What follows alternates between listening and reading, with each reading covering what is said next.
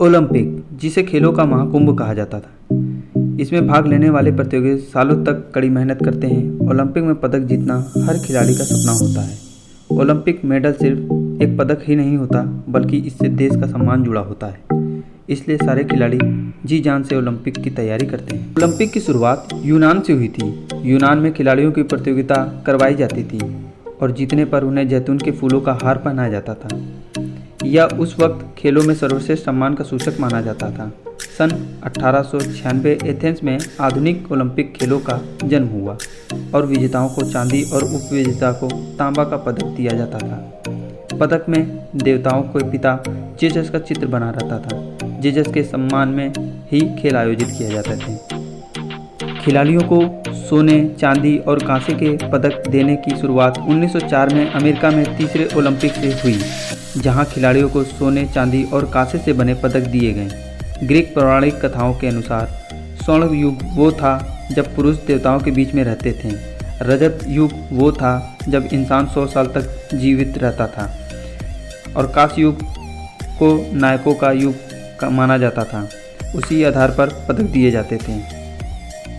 Olympic medal सोने के नहीं होते हैं। जी हाँ, आपने सही सुना, गोल्ड मेडल सोने के नहीं होता है। सन 1912 तक जो भी मेडल दिए जाते थे वो सोने, चांदी और कांसे के बने होते थे, लेकिन बाद में इन पर सिर्फ सोने की परत चढ़ाई जाने लगी।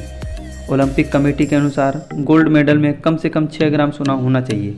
स्वर्ण पदक सारे मेडल में सबसे भारी होता है। स्वर्ण पदक का वजन 556 ग्राम होता है। रजत पदक का वजन 550 ग्राम होता है और कांस्य पदक का वजन 450 ग्राम होता है। टोक्यो ओलंपिक में दिए गए स्वर्ण पदक में 6.7 ग्राम सोना होता है।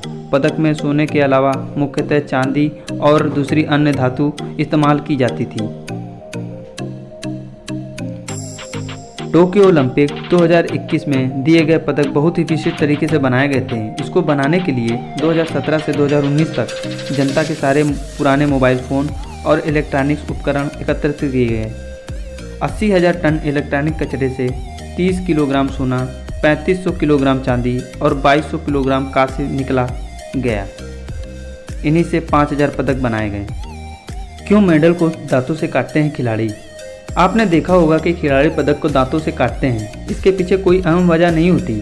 ऐसा करने से पोज अच्छा आता है। हालांकि पहले ओलंपिक खेलों में सोने के पदक को दांतों से काटने की परंपरा रही है। इसका मुख्य कारण इसकी शुद्धता को देखना होता था, क्योंकि शुद्ध सोना मुलायम होता है और दांतों से काटने पर इसकी निशान पड़ जाते हैं। इसलिए पुराने समय में खिलाड़ी दांतों से काटकर इसकी शुद्धता का परीक्षण करते थे।